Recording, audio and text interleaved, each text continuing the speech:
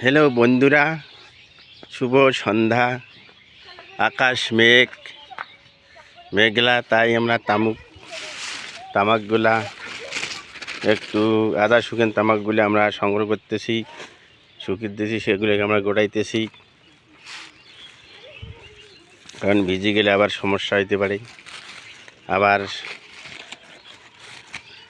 নেড়ে দিতে হবে, আবার শুকাইতে হবে। তাই আগাম আমরা তুলতেছি যাতে তামাকগুলা সহজে ক্ষতি না হয়।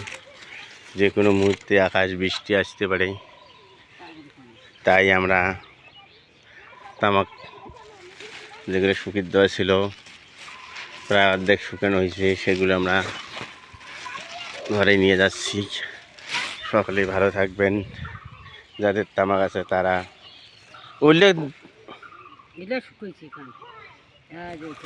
ঠিক আছে। বন্ধুরা ভালো থাকেন, সুস্থ থাকেন, ধন্যবাদ।